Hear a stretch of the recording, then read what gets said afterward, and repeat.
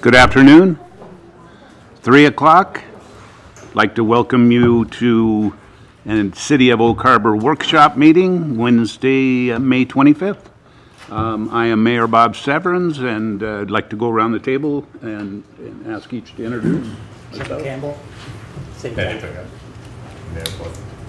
Rick Lomberg, City Council. Beth Munn, City Council. Doug Merriman, City Administrator. Steve Powers, Development Services Director. Gil Williams, Greenworks Landscape Architecture. Erin Taylor, Enviro Issues. Joel Servadius, City Council. Thank you all, and I'd like to welcome all of you. We have many in the audience today, several employees, and as they come forward, they'll introduce themselves. We have a three-part agenda, starting with departmental briefings, and 1A is discussion regarding the Whidbey Island Marathon. And looks like Mayor, looks like, would you like to be mayor? I'd like to be a doctor. Dr. Merriman, would you talk about the Whidbey Island Marathon? It's fun the ways you find out you get a promotion. You might not feel that way. Yeah. Better get this started. Okay. I'll take 1A here. And speaking for all the city staff that have worked on this, there's been a lot of good work done. I don't even know that I could go down the list of everybody because I think it was so comprehensive who was involved with the marathon. The person who's probably doing our closing pitching routine right now is Dina Emery. We have still some invoices outstanding. Part of that is because as a city government, we don't pay for all services until we actually receive those services. And so by the time we finish the event and then they send their bills out, it takes about a month, to get to that cycle, get us where we pay them, and then they show up on our reports that come to you. So probably by this first meeting in June or so, we'll probably be getting pretty close to having the majority of those numbers ready on that. And so we're looking at having some point in there where we come back to you and we can give you a pretty comprehensive update on the results of the marathon and how we're looking both in participation and in the finances of it. So I'd say stay tuned for that. So today we don't have information to provide to you, but there's a piece of this that is almost an emerging issue, and that is, what do we want to do going forward? Do we want to continue using the same business model of hiring a race director? Doing some research, we found that some cities, there's one in Pennsylvania in particular, puts an RFQ, request for qualifications, out each year, and they ask who wants to come do a marathon in our city. And the city gives them a certain amount of support to do that, but that organization comes in and they were responsible for doing it. So probably the biggest challenge we have isn't the economics of it sometimes, but there is a ton of staff involvement with the city through Public Works, through the police department, through everybody that we don't quantify. We're not paying an extra invoice or bill to see that show up on our financial report. But I could tell you there's a lot of involvement there, and probably a little more than what we can really handle. So it's one of those that we want to come back to you and entertain some of those options like that. And I just wanted to put this out to you all to be thinking about it, if what you feel about the marathon, things you see about it, or if you can envision a different business model that we can use to make that work a little better for us. And that's really what the purpose of this being on here today was for. Didn't we go out not that long ago for RFQs or RFPs? I thought we approved that a couple months ago. We have that ability to go out and do that, but what form do we want that RFQ to be? Before, we've just done an RFQ for a race director who has come in and said, here's what we need, and everybody jumps in and does that. Okay. But in the scope of services in that RFQ, do we want to change that to be something else that maybe works a little better for us? So we have the authorization to send out the document. The real discussion we need to have is, what do we want that document to say? I attended the debrief after this last marathon, and it sounded to me like, although the Elks Club wasn't really unanimous, but it sounded to me like they weren't probably going to be interested in doing it again. So I, for one, would like to see staff bring forward a different idea. And if we do the RFQ, I think I've been told that there are organizations in the state already that have done this, that do this in other cities, but I'm not sure. But the Orwell group that we hire, we've had some conversations with them, I believe. We have Orswell. Orswell. Who expressed an interest. The Elks, as a group in our meeting, they have said that they most likely would not be interested, although there are some on there that really enjoyed working on it, and it said, boy, if there was a way they could stay involved, they would like that. There have been 2 or 3 other businesses that have expressed an interest that are similar to Orswell, that, they work with another marathon and they're interested in ours. But we don't know the details yet of what would the involvement of both parties be. But we do know there is definitely an interest out there. Dina's talked with a few and has a list that she's compiling of those entities like that. And we can pursue that further to see what shape that would take. The sooner the better, probably. And do you anticipate being able to bring 2 or 3 options then Yes. to council Right. soon? Okay. Anybody else? Any questions, input? Yes. I think it needs, somebody can come in and organize their own people and not have to depend on ours. It's just too taxing, but I don't want to see the city get rid of it. I mean, but we are behind the 8 ball again, because here it is. We should have had sponsors for next year's before we even started this year's marathon. So they're going to be scrambling, and whoever it is needs to know that they will be scrambling. Because that's how you make money, is by sponsorship. And there are cities that live on races, either bike or running.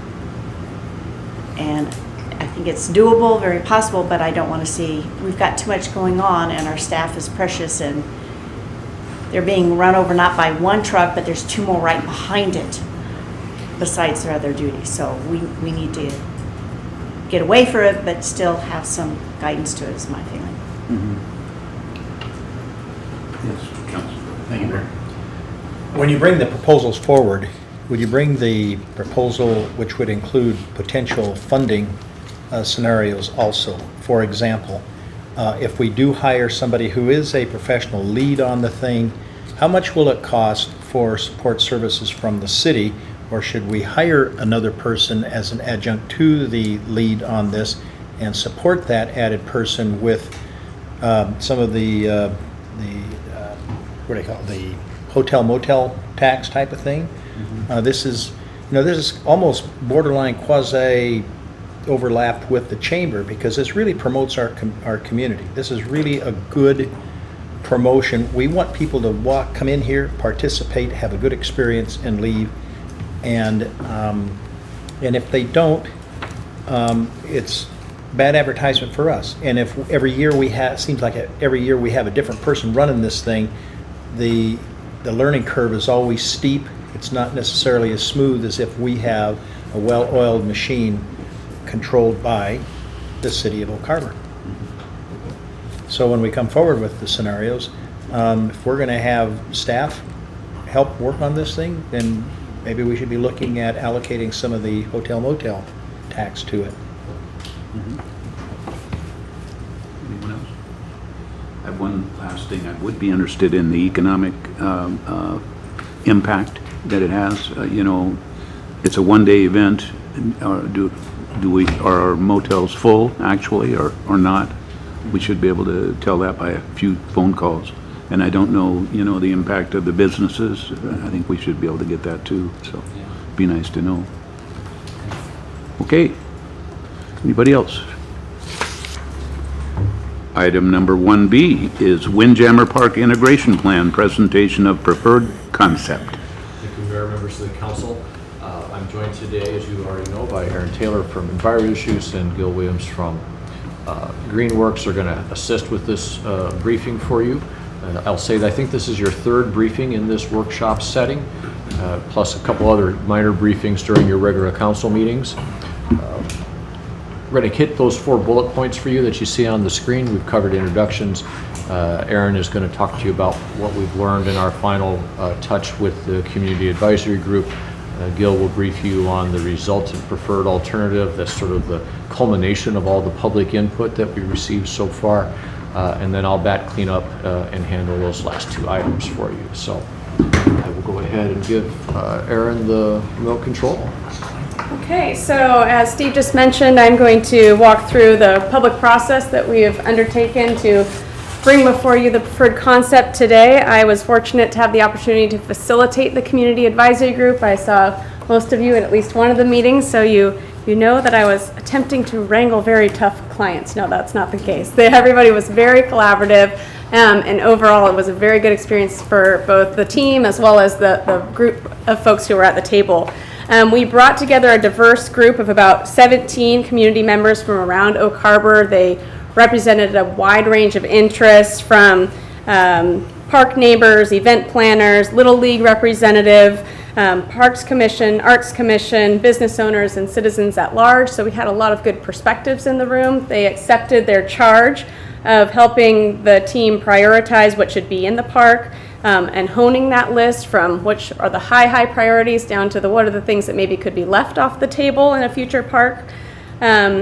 They provided input toward the layout and adjacency of those different park elements, and they offered perspectives on the phasing of the plan. And here today you'll see how that feedback culminated in a preferred concept. Just a recap of the process overall. The community advisory group met since January. They donated a lot of time through 5 different meetings, and then we also expanded the input that could be given by having 2 different public open houses as well as an online version of one of those open houses. There were also ongoing updates with both Parks Commission and Planning, the Parks and the Planning Commission, and we estimate that overall we had over 500 people engaged in the plan to date. So at our final community advisory group meeting in May, the group reviewed the draft plan. They provided their recommendations on that updated plan. And here's what they said. First of all, the group overall supported the recommended plan because they believe the process had been inclusive, the design team had listened to their input in an iterative fashion, and the plan incorporates that feedback. I will add that they recognize that not all of them got all of their favorite things, but most of their favorite things in the plan. But they see it as really serving the plan as it exists today. It serves the most people it possibly can for both locals as well as potential visitors at Windjammer Park. They reflected that the community engagement process has built momentum, and they offered their advice that as phasing continues on the plan, they really hope that a robust community engagement process will continue. Some of them offered their time to continue participating in an intimate way, but they didn't necessarily say, oh, this particular CAG should continue. They recognize that as a potential element of the park moves forward, maybe that deserves a more intensive engagement process. Basically, ultimately, they would hate for momentum to be lost, and they want to see this vision become reality. So with that, let's see what the vision is. I will pass it on to Gil. And I will pass on. I brought hard copies of what we're going to look at up here, and this is mostly so that you have a takeaway and something you can refer to. And I brought a couple extras for the. Yeah, I've got 15 total copies, so I can keep. Actually, I don't even need one. So.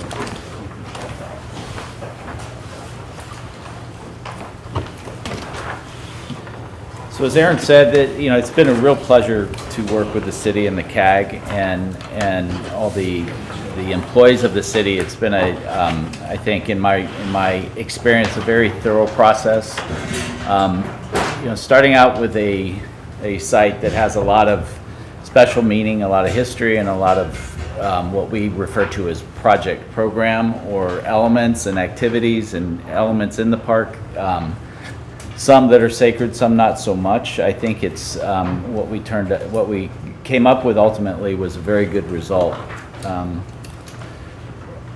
The overall plan, and we'll drill down into these little the dashed boxes as we go through this, but the overall plan is reflected here, and you can see by the keynotes some of the items, and if you look at the keynotes up in the upper left-hand corner of the page, that is in essence the program, and that's the elements in the park that that we,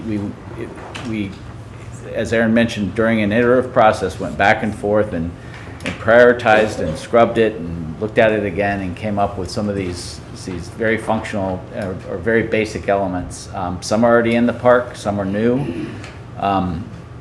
But for the most part, it's a clean slate with these elements. That's how we're looking at it, because with the implementation of the clean water facility, I think that it's a huge opportunity to start to realize some of this is new. Starting in the northeast corner, west corner, sorry, on Beeksma, this is what we identified as the grand entry to the park off of Beeksma. Potential for relocation of the windmill in this area, a large parking lot that would serve the greater park, space for gardens and a big lawn area for performances and outdoor events, shows, auto shows, carnivals. This lawn is vast, so it's a very big space. The next slide, and tell me if I'm zipping to these too fast. This is the southwest. I get mixed up on the directions, but the southwest corner of the site. This is what we identified as a family activity hub, and it has designated picnic grounds, hard surface courts, parking, kitchens, restroom facilities, a large playground, and kind of picnic spaces. And so one of the things we heard a lot of is the need to have these types of spaces close to parking. And so this was a very good place for this, and it replicates to some extent what's going on out there now, although what's happening now, it's more spread out. And each of these slides you'll see on the right, I forgot to mention, these are precedent imagery on as you look at the keynotes, you can see what some of these elements would maybe look like in other parks. The third slide is a re-envisioned lagoon area and a foreground of a transitional beach area that in essence, it enhances the lagoon and makes it, I think, a little more aesthetic, a little more usable. You have a nice transition here between very passive walking types of recreational activities to the big lawn area, which is a very active space. So it presents a nice buffer. And then one of the elements that was requested is this sinuous path that runs along the beach, so it kind of goes into the landscape and then back out, so you get these large areas where you're walking right along the shore.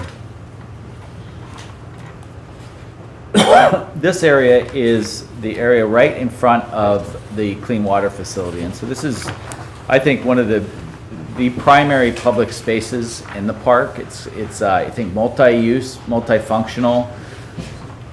What we've indicated by the small squares there in the middle is something like a farmer's market or a crafts fair. On the far left, there's a performance stage adjacent to the lagoon. On the lower part, keynote number 3 is a large splash park, which was very popular. And then some parking in the front, a big plaza in the front. And again, you can imagine this area from the existing clean water facility down to the shoreline. It's a very big space, and so I think it'll offer the community a lot of hard surface to hold events and other activities, like a marathon, perhaps. Oh, yeah, and at item number 5, and so this is kind of a modern interpretation of a windmill, and so we, rather than kind of eliminating the whole idea of something, this is item 5, and you can see in the lower right corner a modern interpretation of a wind turbine, and potentially very functional. It could operate some of the lights on the promenade, for instance. This area, oops, that is not what I wanted to do.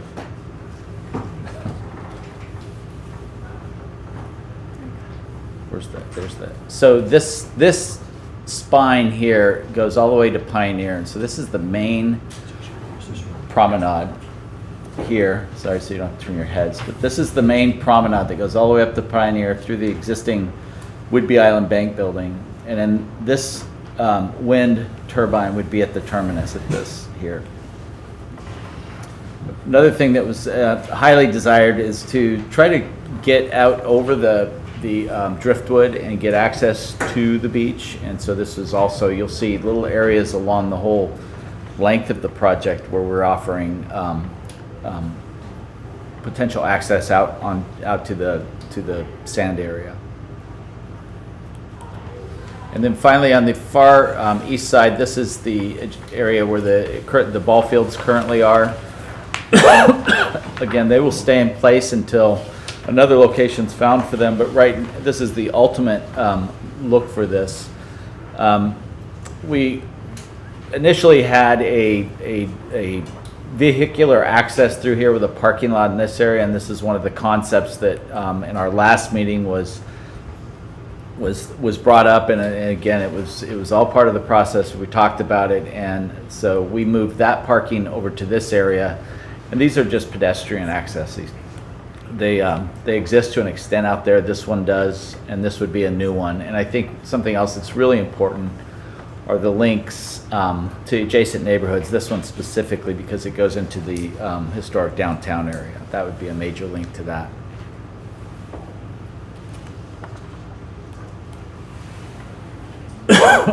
And then back to the main slide. Any questions? I know I went over that really quickly. Yes. The original, or I guess main slide, are the letters, is that at all indicative of the precedence as far as Priority? priority? No.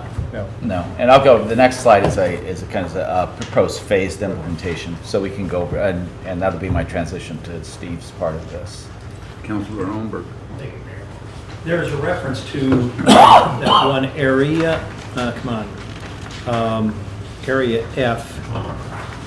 And let's see on this one, no, it's on the second page, diagram number 2, community center, or excuse me, diagram 3, multi-use lawn. What do you mean by high school? Or is that just reference that is approximately yeah. the size of a high school soccer field? Or Exactly. So that is, the idea about a multi-use lawn is that it's not, using the ball fields as an example, it's not it's not designated specifically for a sport. That just shows that you could fit in that space. Some form of scale. Yeah, exactly. And the next question, this probably staff probably has to answer this one. Back on the phasing, phase 1 and 1B, will those go in conjunction with the wastewater treatment plant process, and will they be funded through the wastewater treatment plant as mitigation for that area? What's the plan on that? I'm going to talk about that as we go through this phase of the presentation. Didn't mean to use that pun either. So I think that's a great place to transition, Mayor. So first, before we get to phasing, of course, we had questions at the CAG, and I think from yourselves is about cost. Generally, what are we talking about? And so part of what we asked our team to help us with is, okay, part of this process, we've looked at other similar types of parks. We've used them as precedents. We've used them as ideas. What are those other parks? What did they end up costing? So you can see on the screen some parks that our folks have been directly involved with, either the design or construction or both. And these vary in terms of their scale, their location. The one at the very bottom is a very urban park, downtown sort of park in Portland, and there are a range of sort of other types of suburban and urban areas represented here. Bottom line, as you see, it's roughly in the area of $640,000 per acre for the features that were included in those parks. Using planning level estimates at this point for the design that you've seen, we're sitting at about $630,000 per acre. I will note for you that includes a 30% contingency, as you might expect at that planning level cost estimating stage. And so as you would go through a more detailed process, you would expect those numbers to be refined. But again, as a benchmark, and that's really all it's intended to do is to give us some idea of what we're talking about.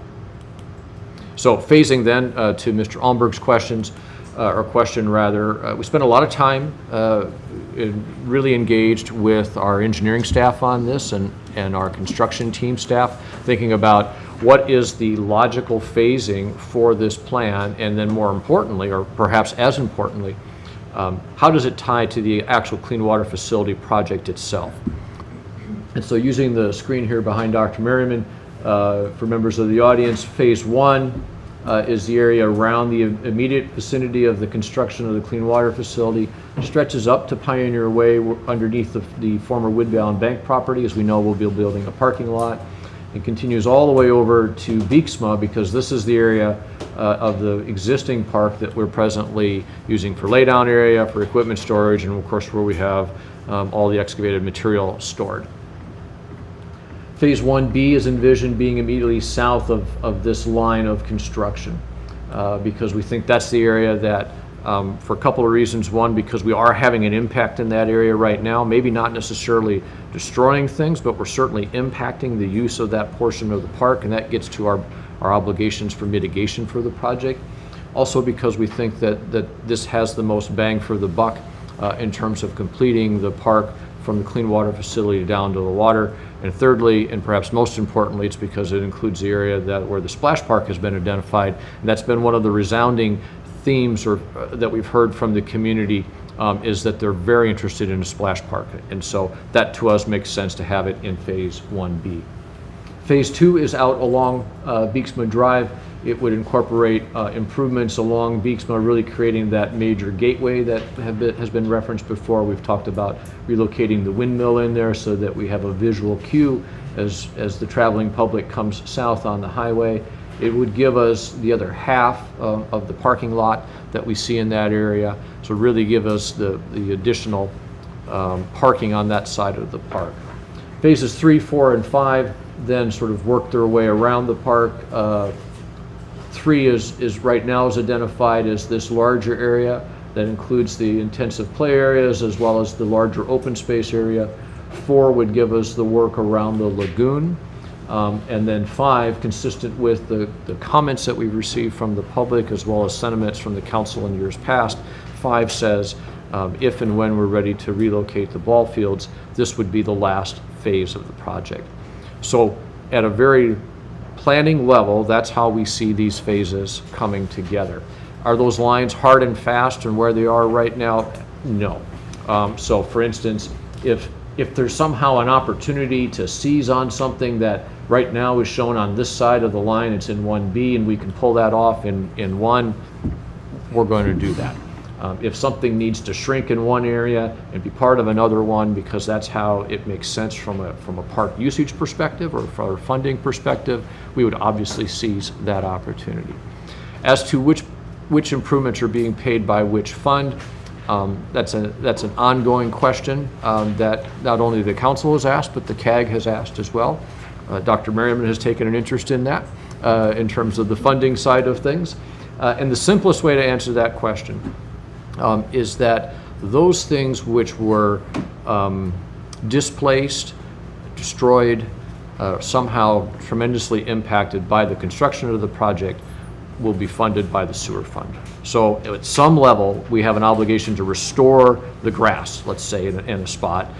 The restoration of that is a sewer fund expense. If as part of our master plan, we show something new going on top of that, that's likely going to be a different funding source because it's not directly attributed to the construction of the facility, because the facility has the obligation to put it back the way that it was, except for those instances where we've assessed our self-mitigation, which says we need to rebuild things like restroom facilities and kitchens and those other types of things for the impact of 3.5 years of construction in our community park. So we will be, and I've skipped many of these slides, we'll go to this. We will be looking at a variety of funding sources for each of the identified phases. Phase 1, again, is identified as part of the Clean Water Facility project costs. Phase 1B, we know that we need to broaden our horizon. We need to look at what we can do out of our own park impact fees. We need to look at the available grants that are out there for things such as splash parks. We know that those are in existence. We will look to the city's general fund if that's appropriate. We've talked about pursuing rural economic development funds in the case that might be able to make that case. We've talked about the application for 2% funds where that would make sense. And so we will broaden our funding scheme, for lack of a better word, to capture all possible funding sources as we move through each of the successive phases. Another way to look at it is other types of funding sources. I've just listed some of those here. I did not mention real estate excise tax, which you know we can put into park projects as well. But we also know that that's a funding source we use for other capital projects in the city, so there'll be a balancing of that. And then again, there are a variety of other ideas that we can look at. Our next step, we think, is coming to you on June 7th.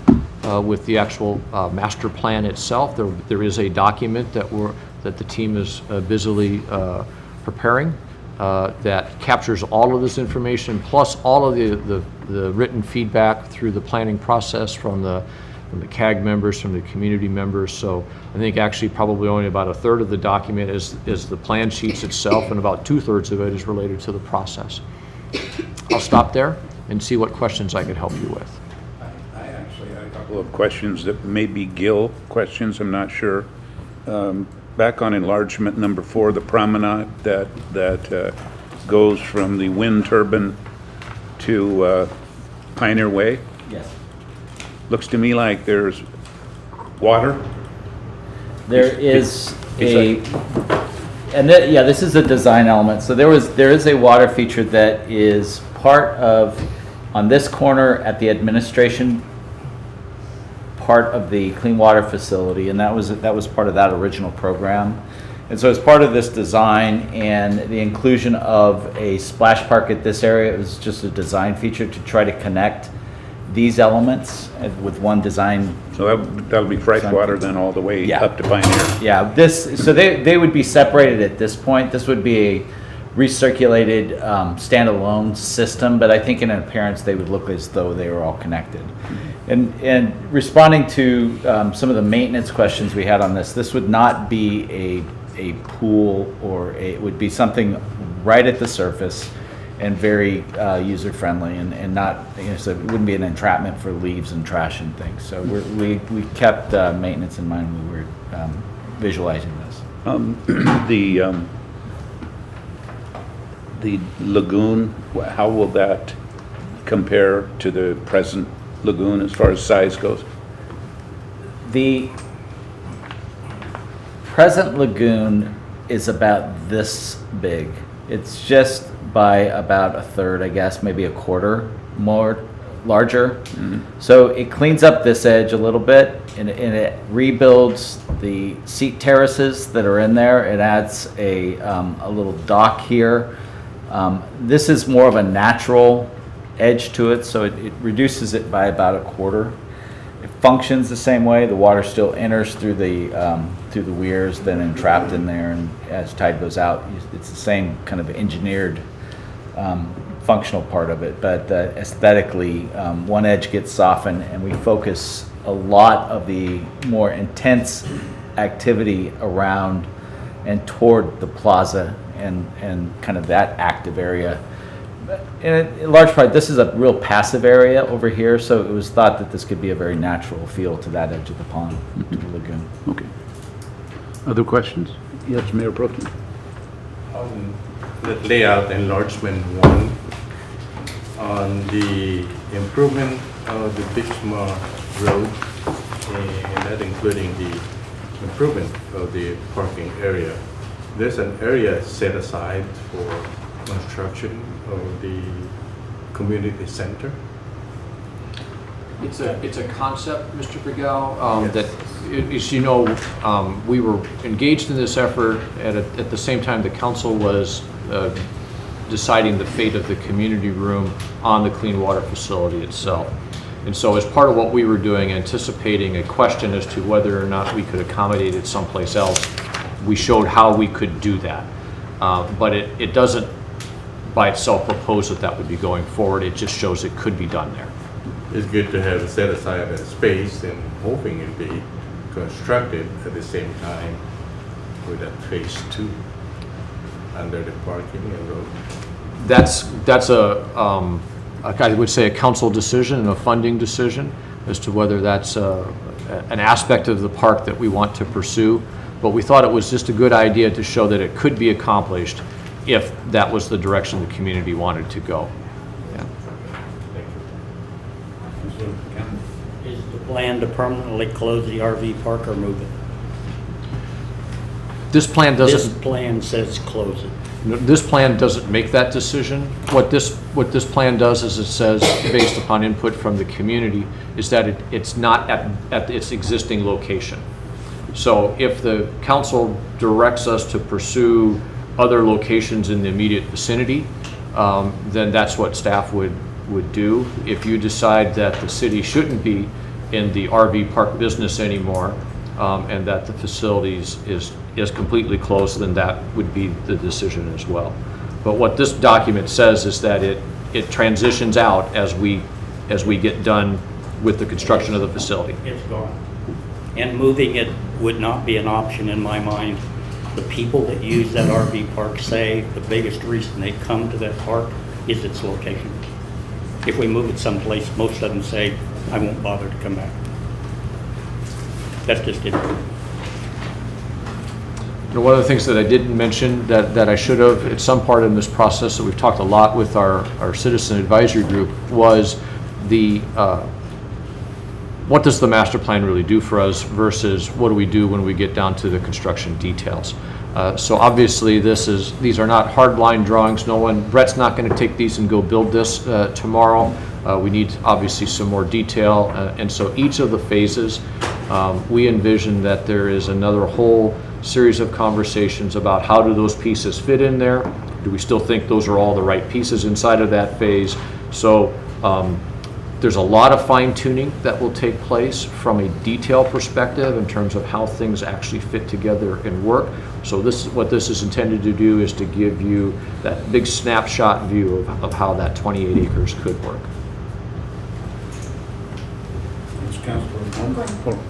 Councilor Holmberg. Thank you, Mayor. I'm going to ask, probably dig a little bit deeper into the construction sequencing with the plan here. In our existing deep excavation out there right now, we have a quantity of stockpiled material. Brett, how many cubic yards do they haul out of there? About 50,000 yards now. And how much is going back into backfill around that building to elevate or to increase the? We haven't got a firm number on that because we're still working on it. I suspect we're going to have in the order of about 15,000 yards in excess. Say that again? About 15,000 yards. Net balance left over? Left over, yeah. Okay. Excess. Yeah.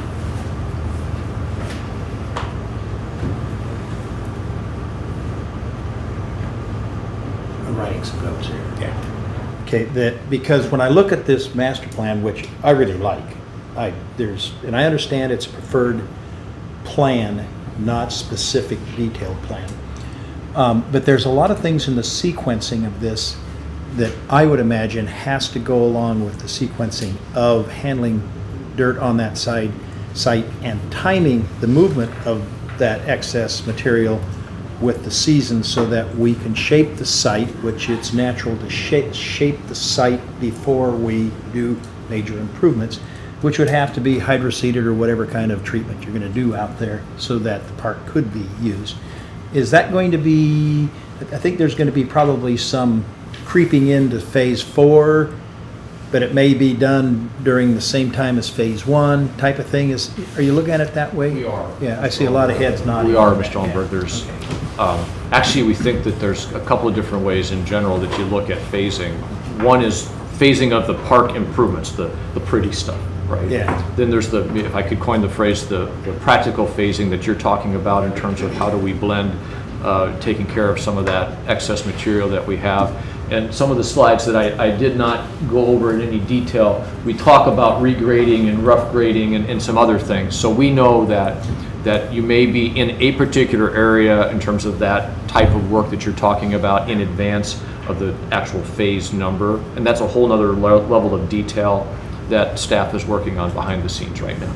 And, you know, I'm glad to hear that, because it really becomes a balanced cut and fill site instead of transporting material off the site. That if we were going to do this thing, later on you have to buy your own material back and pay to get rid of it and buy it back. Fewer times we handle it, we know Got the least costly it is.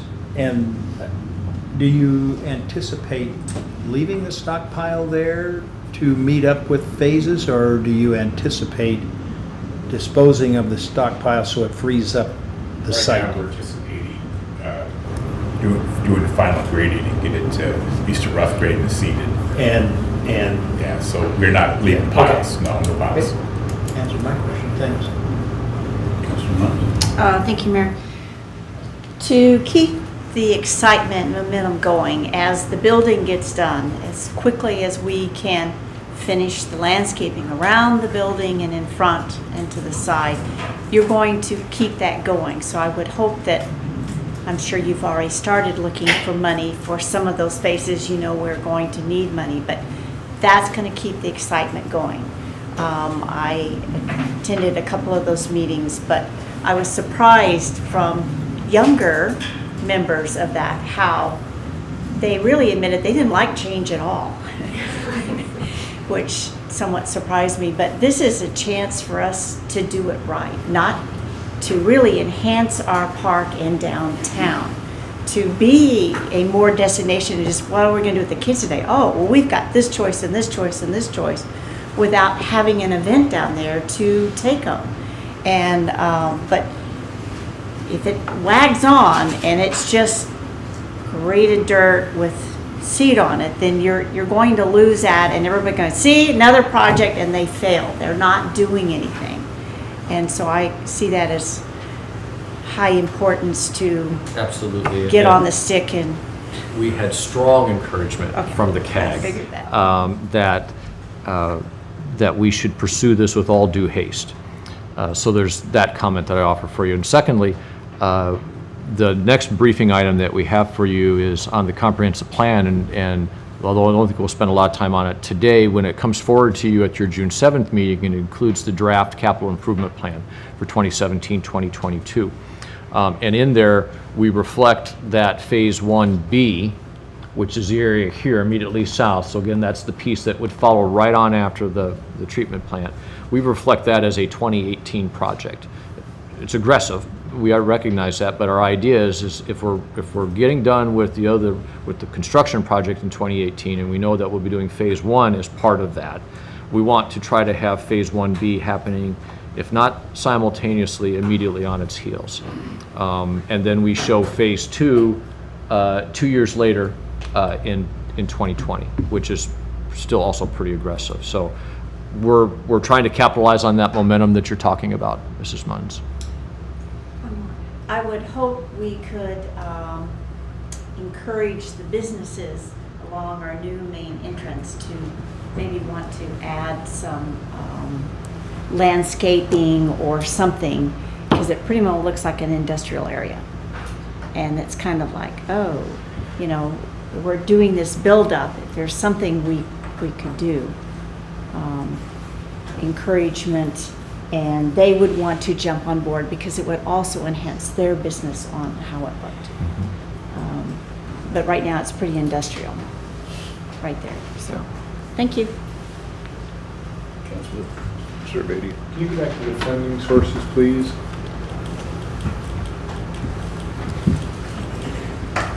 WRSCO, what does that stand for? It is, although the acronym doesn't match up, it is this Washington Wildlife Recreation Program. Makes perfect sense. Yeah. That's how they do it, yeah. They use the acronym RCO for something that you can get the R out of it, but you have a hard time with the C and the O, so, yeah. So my hope, I'll echo, I think, Ms. Munn's sentiments and all the council really, that I'd like to be pretty I was hoping for a little more. I mean, reflecting back over the Roger Brooks, the waterfront redevelopment, branding or rebranding project, a lot of the same looks and different features, but where it fell short was, on funding. I think that number, if I recall right, was like 32 million, and this at 28.5 times, 640 is less, but it's still a lot of money. So I guess if you're asking us to approve this in June, I was just hoping for a little more meat behind possible and realistic funding sources. Maybe looking at other communities that have secured grants like Anacortes for their splash park, trying to go after some of those exact same funding sources, and that may be what these are, but a little more detail would put me at ease. A sidebar question, when you said trying to finish 1B in 2018 and then part 2 in 2020, where do we stash the windmill? Is that it sits there and then gets moved later? Those are some of the operational phasing details that we're not at that level yet, Okay. but there's a whole series of those kind of things that have to be contemplated as you go through that. Understand the desire to know more specifically about where funding sources come from. I think the reality is there are sources, but the question really becomes is it at the right funding cycle for that particular source, depending on where you are?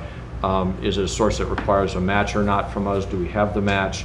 So there's, I think, to be honest, Mr. Servatius, we would struggle between now and June to provide you a specific funding plan for each of the phases, because it's just highly variable.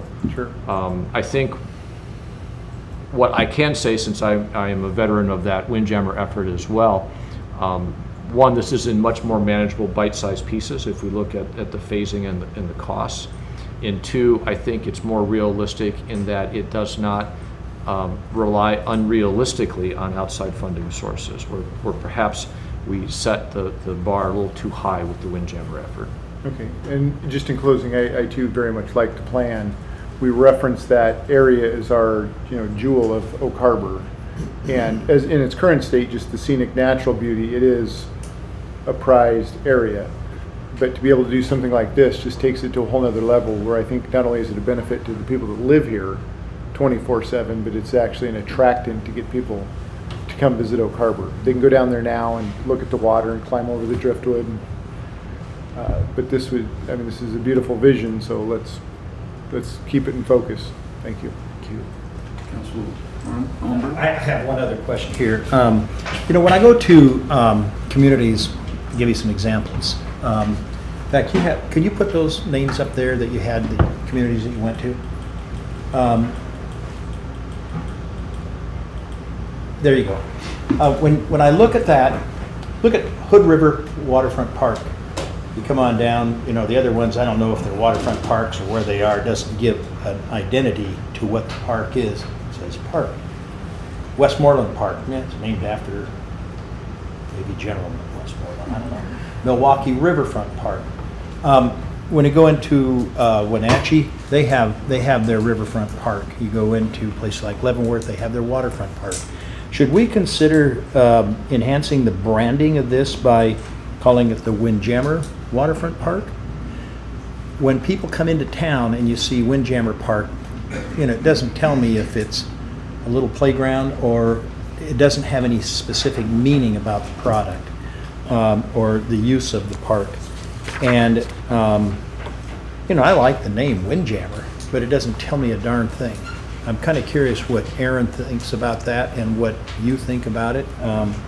Should we consider that while we're going along with this?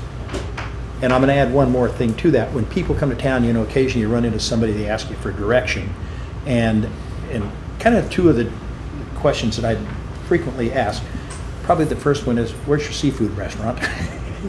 The other one is, what is Windjammer? Oh, well, that's our park. That's our waterfront park. And within the community, people refer to it as City Beach. So that's some thought. What are your comments about that?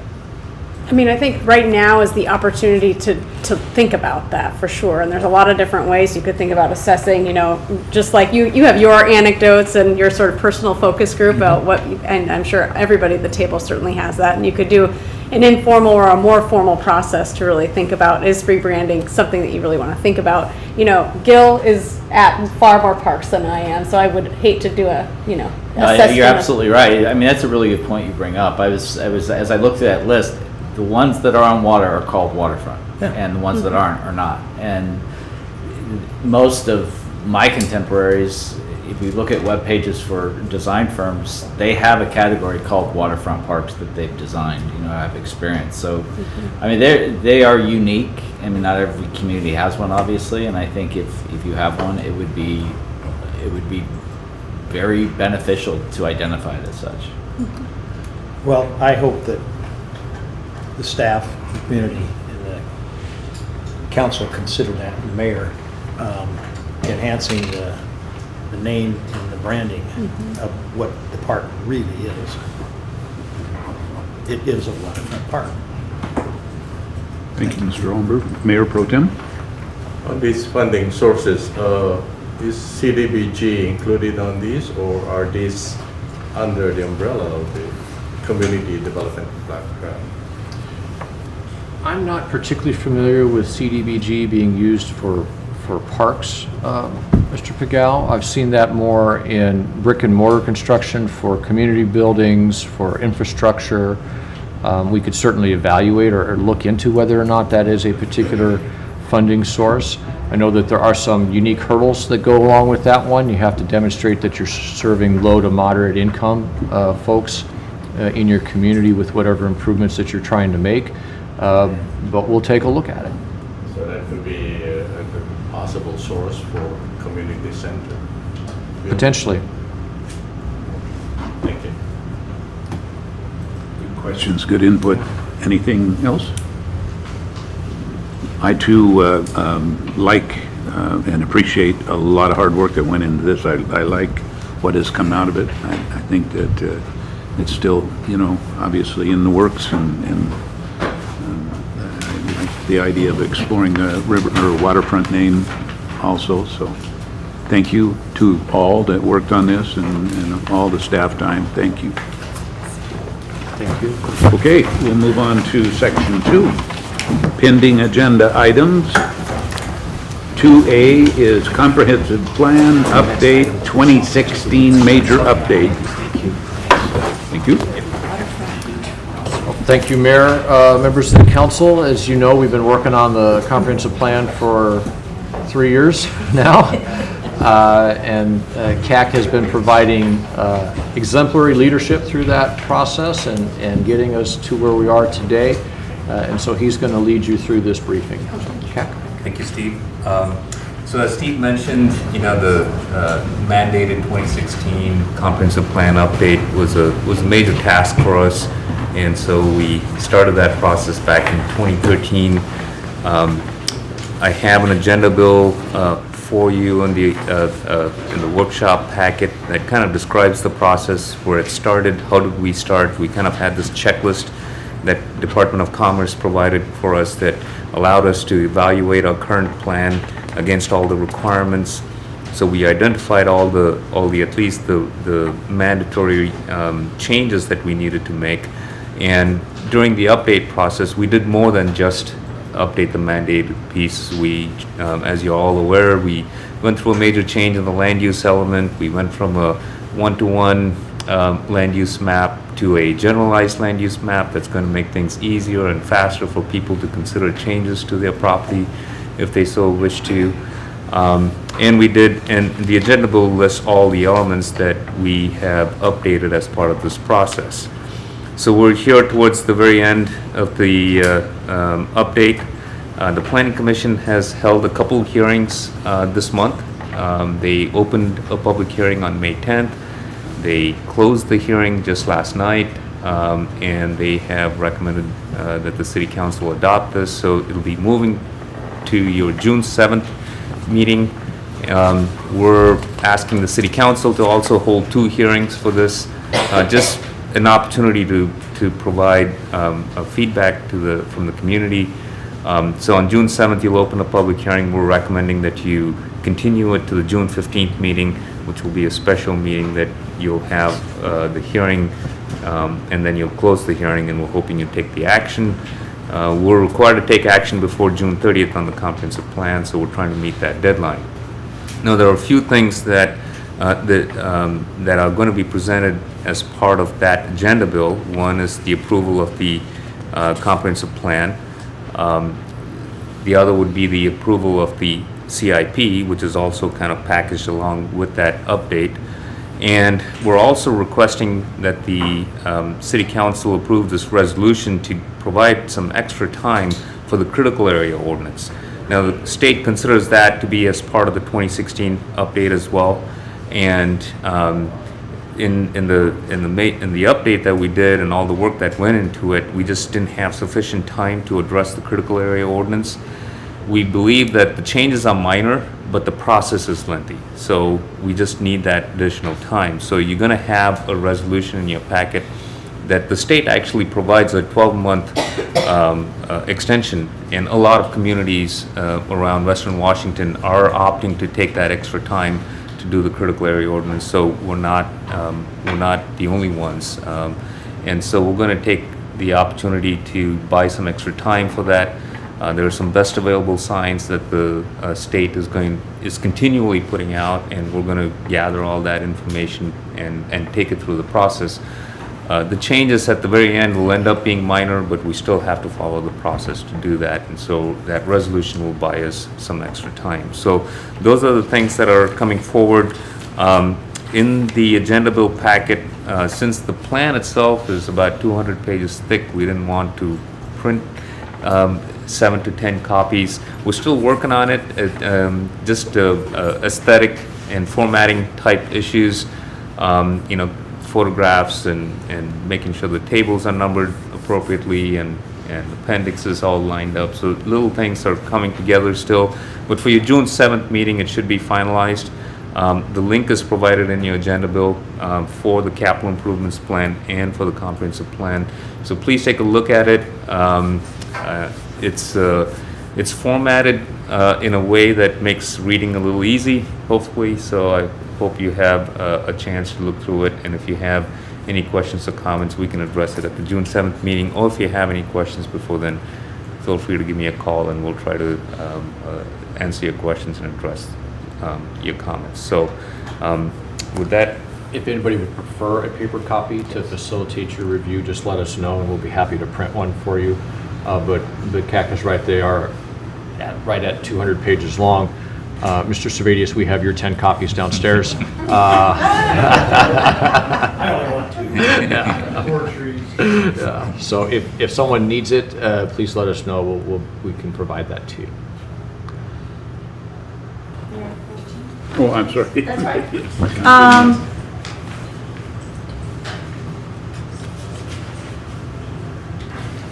On the 8th, whereas, it goes, will not result in negative repercussions provided the city adopts this ordinance in fewer than 12 months. Are they going 12 months from the day this resolution is? Okay, because I kept looking for a date and I didn't see 2017, I only saw 2016, and so because of that ordinance, it's just known that it's 12 months from the day Follow the of. resolution. Okay, just wanted to be sure that someone didn't forget to put a date in. Thank you. That's a good question. Other questions? Okay, Thank you. Thanks, Kat. thank you. 2B is 2015 International Building and Fire Code updates. Seems like I've got an anchor on the corner here. Yeah, I guess. This is the last time that I'm going to introduce an item. Mr. Powers, could you introduce the people that just joined us here? I will. We have Brian Lee, who is our building official, on my left, and your name again, please. Ray Merrill, Fire Chief. As you can see from the draft agenda bill, they both have a hand, of course, in updating the city's building codes and fire codes. And I will turn it over to Brian now to give you a brief presentation. Sure. Thank you, Steve. Mr. Mayor and members of the council, thank you today for allowing us to present to you the changes that are being brought forth this January 1st. They're proposed for adoption. As you know, the codes are adopted each triennial session. We go through this 3-year process of going through a set of codes and then updating them for current requirements and new technologies that we've learned during this prior time period. With regard to what you have in your packet, we're looking at updating our building and fire codes to the 2015 set of international codes, or the International Family Codes, which includes the building code, the residential code, existing building code now, which is new, the mechanical code, the International Energy Conservation Code, and the Property Maintenance Code, as well as the Fire Code, and two other codes actually, one that we adopt, one that we do not.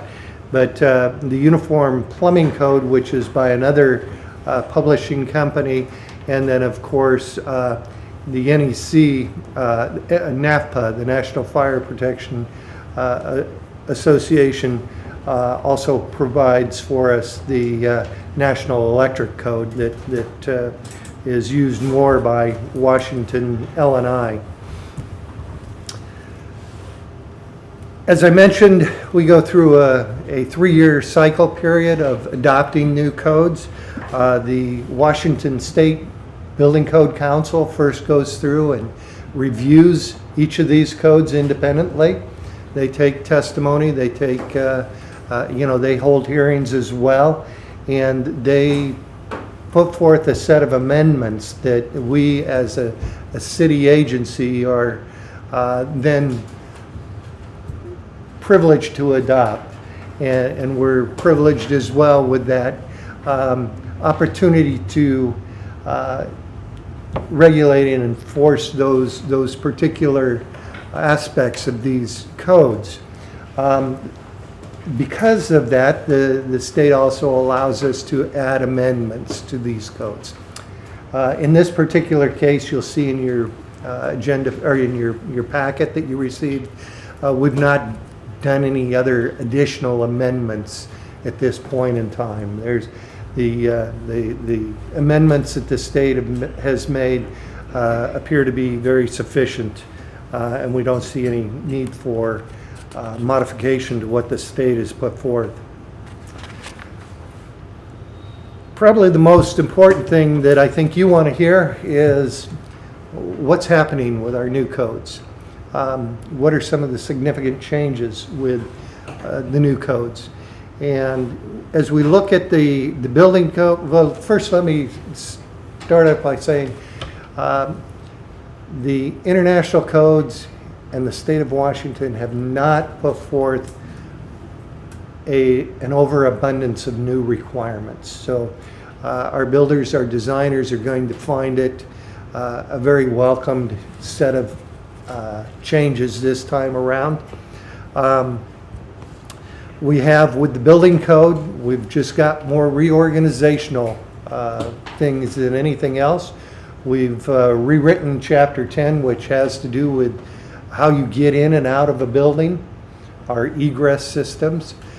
We've taken the existing building codes out of the International Building Code, and they've assigned it to its own code all by itself. And that's going to be, as I explained to you, I think that's going to be advantageous to our builders and designers as well.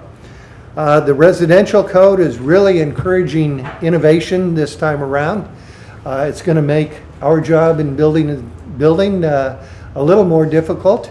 And the reason I say that is that it's giving lots of opportunities to designers and builders for alternative means and measures.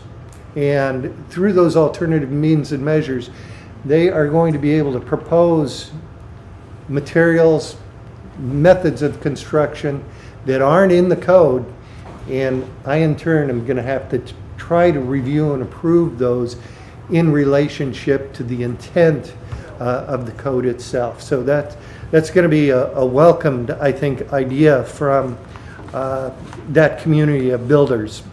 Tiny house industry has also gained its foot in the marketplace.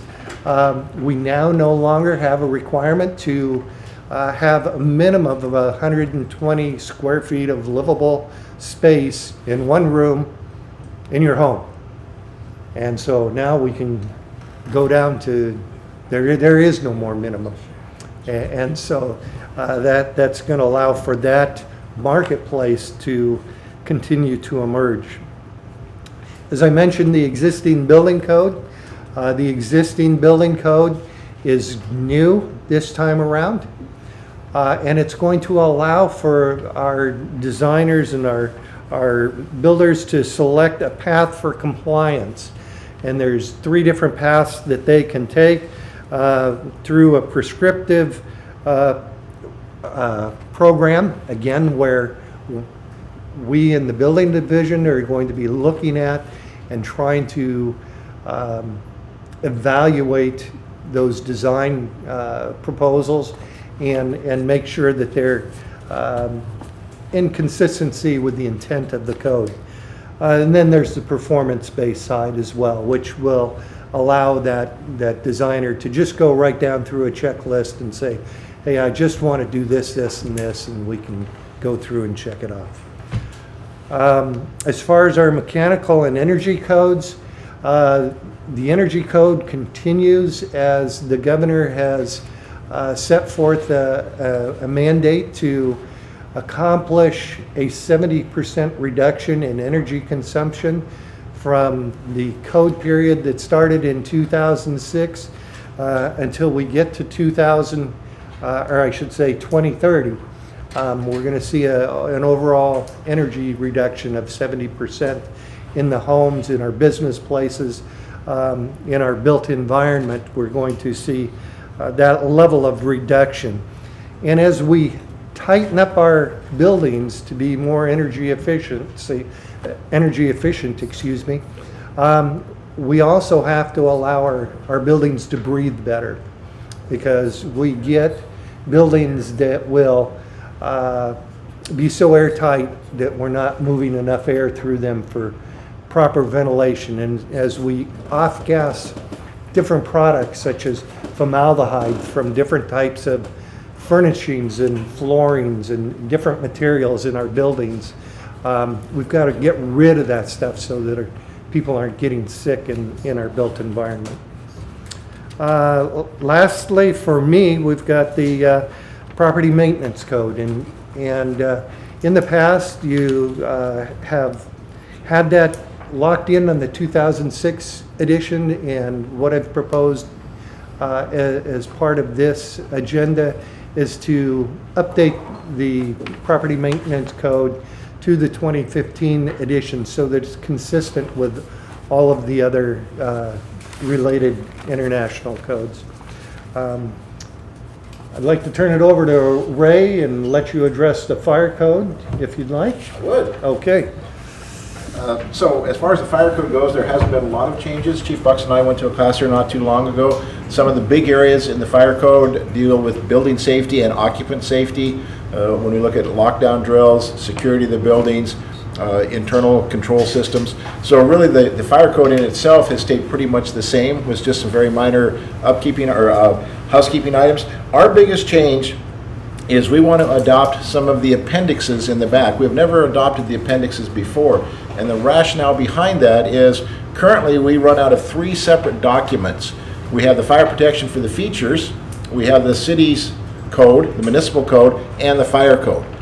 So what we want to do is, by utilizing the appendixes B, C, D, E, F, H, and then J, so that they're more consistent with being consistent throughout the entire fire code, instead of looking at fire protection features for the city of Oak Harbor, the fire code, the NFPA, and then the Oak Harbor Municipal Code. So the intent is to put those all in one area so it's more consistent for the developer to look at and easier for us to review. Normally the appendix is there for informational purposes, but we've asked to adopt it this time just to make it easier in the plan review. That it? That's it. Well, okay. Council. Councilor Servadius? Page 41 in our packet, section, you'll know what I'm talking about. It talks about the work that does not require a permit, small tool sheds. Number 3 says oil derricks. Yeah, that's, I mean, as far as, that's a International Building Code allowance. I believe there's a lot of lobbying power from the oil industry, and for some reason they're one of the areas where if we were putting up an oil derrick, building and safe building would not have to be looking at issuing a permit on the oil derrick. So, yeah. We got chickens, now we can have oil derricks. Yeah.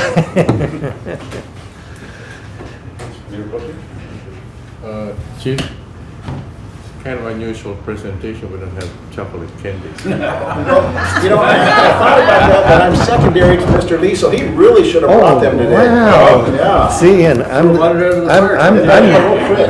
the new guy, so I didn't even know. Now, I will be presenting at the June 15th meeting, so you can be guaranteed there will be chocolates here then.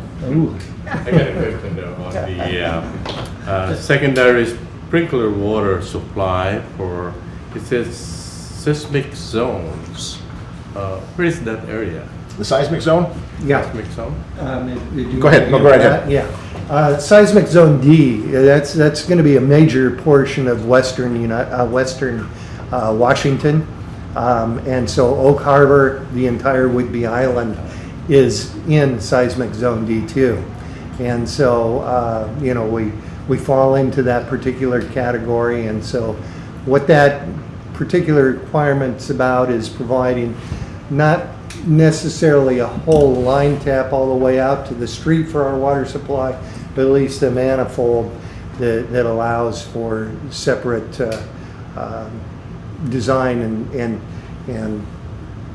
we're able to provide swing joints and things like that in those fire suppression systems, so that when we have a major earthquake, those lines aren't going to break as readily as some of the rigid piping that we use in other domestic plumbing. Would it be mandatory for existing buildings or just new buildings to comply with the two New sprinkler buildings. systems?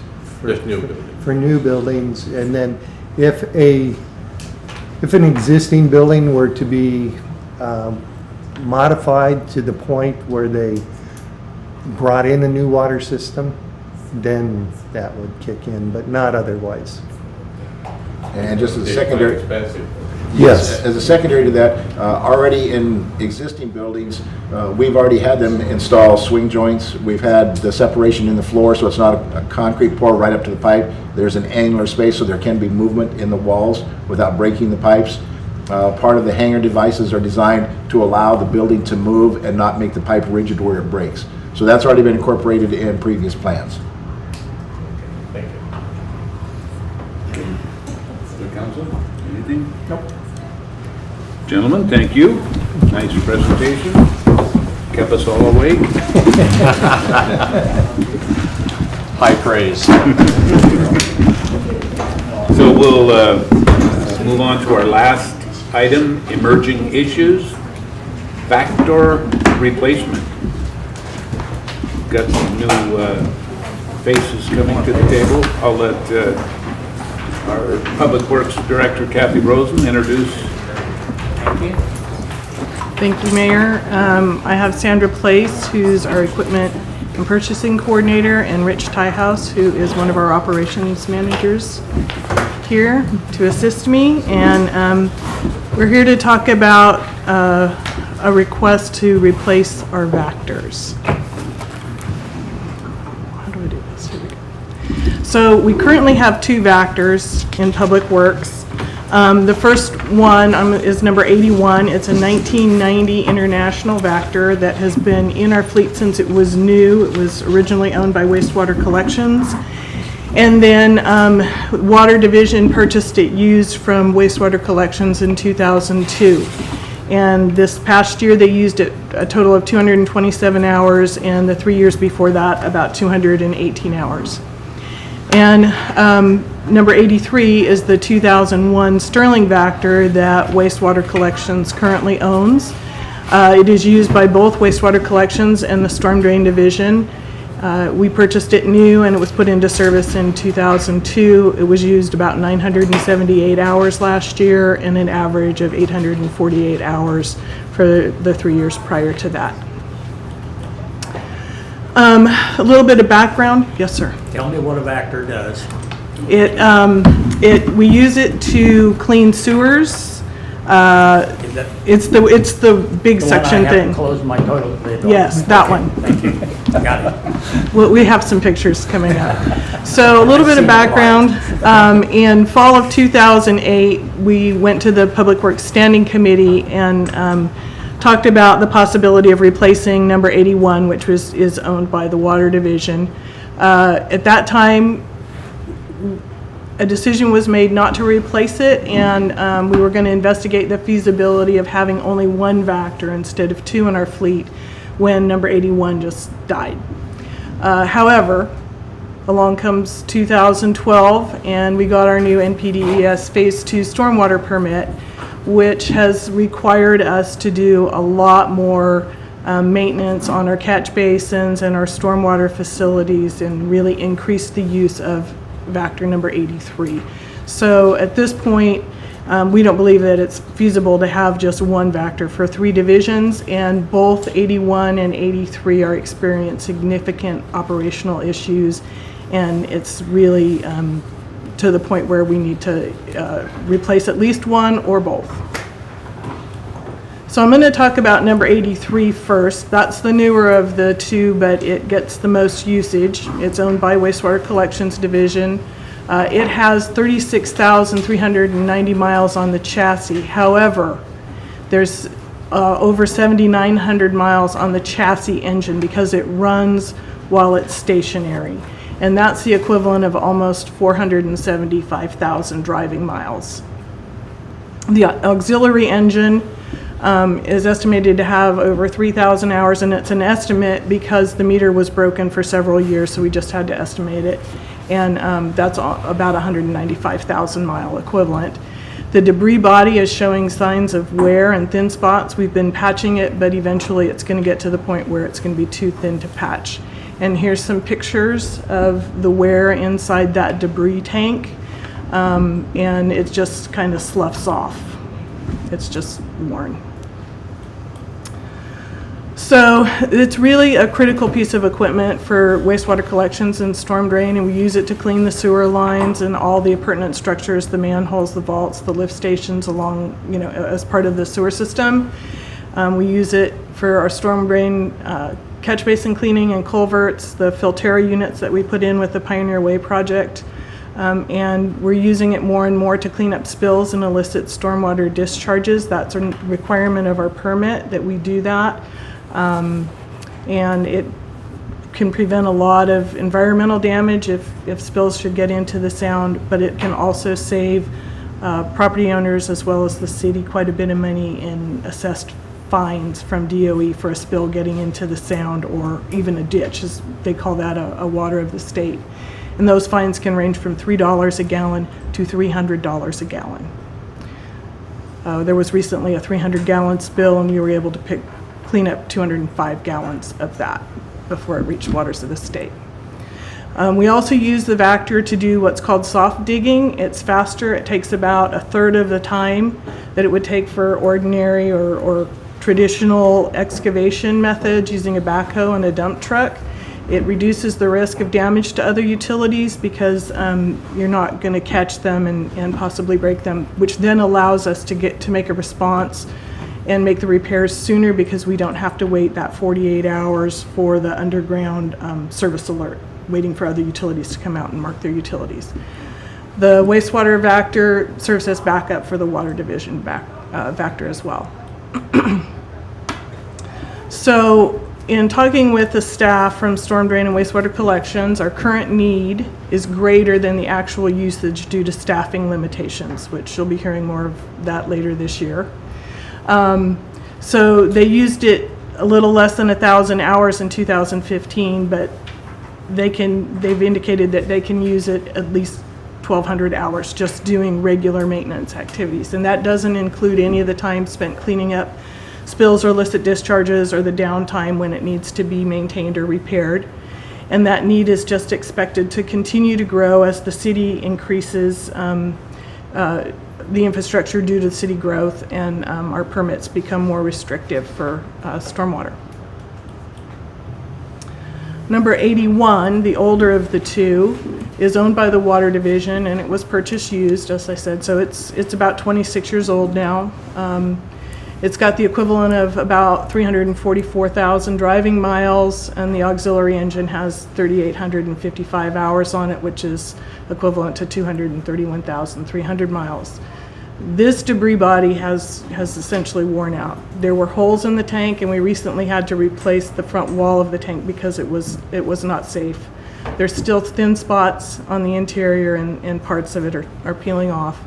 And it's difficult to find repair parts due to the age. We got some special order parts, and they came with a tag that called it vintage equipment. So I'm all about antiques and vintage, but maybe not in our operations. So here's some pictures of the holes that were in the debris body. Those have since been replaced, or that section has been replaced. Again, wear on the inside. This whole front wall here is what was replaced recently, but it's really showing its age. Again, this is a highly used critical piece of equipment. When we need it, we need it. It's used for cleaning meter and valve boxes and dewatering vaults. Potholing for utility locates, which is really important when we need to do something out on the highway on our transmission mains. Water uses it a lot for soft digging for repairs, and again, it's less time consuming, requires less resources, and lets us respond quicker.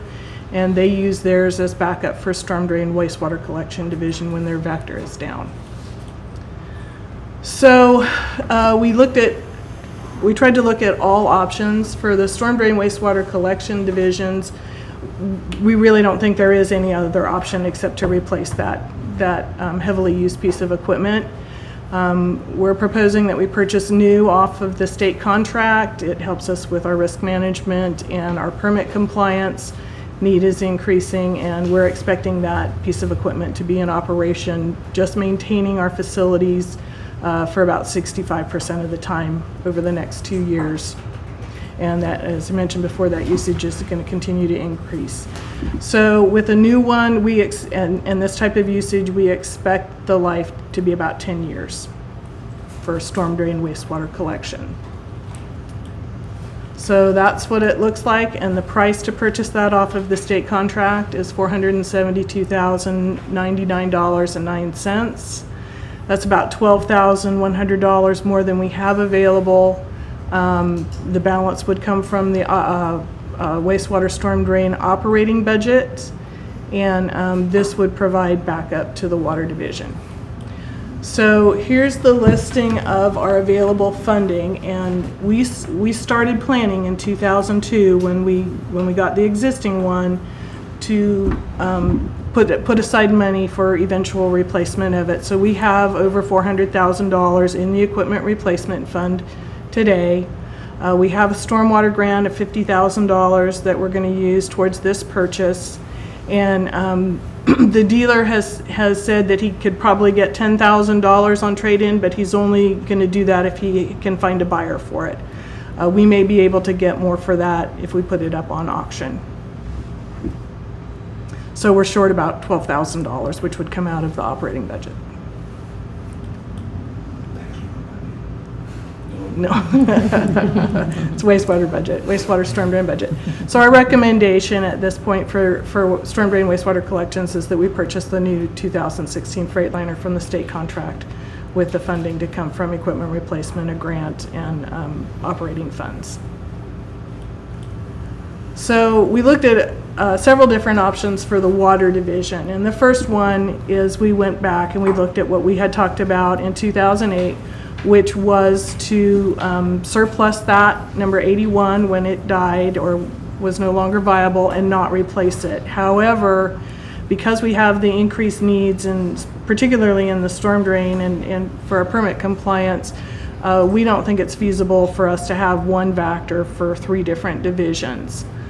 So the next option we looked at was to purchase a new hydro excavator, and I'll go through some details on each of these. And then we looked at having water purchase wastewater collection's old Vactor and refurbish it, similar to what they did in 2001, 2002. And then we looked at purchasing a used late model rental or demo unit, and then a new one off of the state contract. So here's a hydro excavator, $474,000. It's very long. It's got 3 axles, or 4 axles, 3 in the back. It's got turning radius issues, I think, in our city. It wouldn't be able to access all areas, and it's pretty much single purpose. It would only do what water needs it to do. It wouldn't provide backup for storm drain and wastewater collection. So this really isn't a cost-effective option for us. So we looked at what would it take to refurbish the existing Vactor in wastewater collections. It cost about $200,000 to refurbish it, including putting on a new tank, engine, auxiliary engine, rotor pump, and paying fair market value for it. And it's really a significant investment on a 15-year-old chassis. Even though we would have new engine, we don't know how long everything else on that truck is going to last. So we're expecting, if we did this, that the cabin chassis would last about another 5 years, and that there would be about 10-year life on that body. This would be available to provide backup to storm drain and wastewater collection. The fourth option, I guess, we looked at is to purchase a late model demo or rental. And there is one available that we could purchase for $295,362. It's a 2010. We would expect the life of this, since it is used, to be 10 years. And again, it's a Vactor, so it could be used by other divisions. And then the last option we looked at was to purchase a new Vactor off of the state contract. And water doesn't need all of the same features as storm drain and wastewater collection, so theirs is a little bit less, $453,809.70. That's about $11,200 less than what we have available to purchase it right now.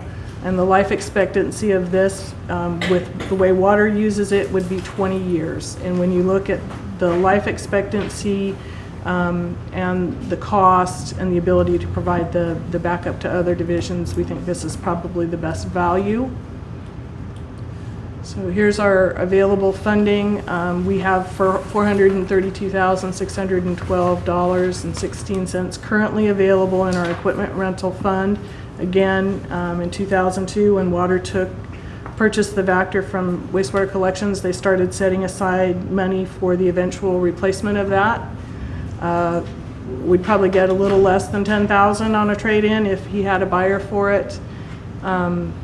So we'd have to come up with a little bit of money out of operating, but we've got the bulk of it set aside already. So our recommendation would be to purchase a new Freightliner Vactor from the state contract for $453,809 for the water division. So in summary, the Vactor is a critical piece of equipment used by 3 different divisions in Public Works. The current need for the Vactor in storm drain wastewater collections is nearly full-time, and that need is just going to continue to increase. We believe the most cost-effective options are to purchase new off of the state contract for each division, and funds are available through equipment replacement grant operating funds for those replacements. And I'm happy to answer any questions. Okay, thank you very much, Councilman Servadius. Thank you.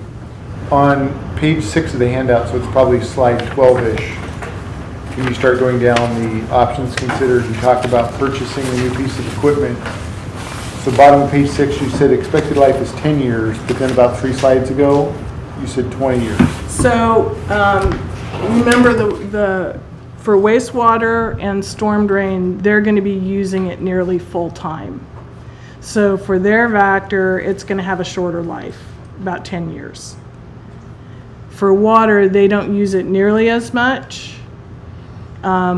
So that life expectancy is 20. So if they're sharing it, or it's just going to be a backup? It would be 2 Vectors, storm drain, wastewater collections, theirs will be in service pretty much full-time.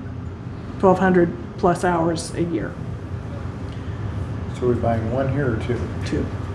One for wastewater storm drain collection at $472,099.09. And then the other one for water. So that one would last twice as long, is what we're estimating. Okay. Other questions? I'm not going silent on this because I've already gone through this quite a bit, but I do have a question in here, and that's, if you were to, or if the council were to choose the older one for $200,000 to refurbish, would you put baffles in that to cut down on the deterioration of the box? Yes, Does- we do had the new talked ones- about that because we're gonna have to replace that body anyway. And the new ones, when you're talking about the body. I'm talking about the tank. About the tank The tank, component the and that. debris Okay, body. You're not talking about the vehicle frame and that No, kind no, of no, we're stuff. talking about the, Yeah. Because the one that I saw, just, it's sandblasted until there's virtually little metal left in the back of that thing. And so it's a fairly major reconstruction in there. Would the Public Works Department do that, or would you send no, it we out? said, we have to send it out.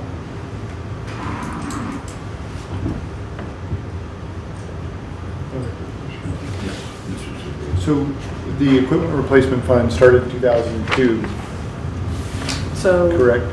The equipment replacement fund for the city started in the mid-1990s, but for these particular pieces of equipment, the replacement was started in 2002. So in 1990, when Wastewater Collections purchased the first Vector, they started setting aside money for their eventual replacement. They got that replacement in 2002. Water purchased the old one from Wastewater Collections. And then both water and wastewater started setting aside money for the replacement now. Pretty good planning, pretty close. Pretty close. I have one more comment. Yes, Councilor. The older one is 26 years old. Yes. I think on the private side, rolling stock 26 years old has probably seen its better days. I think we got our money out of that one.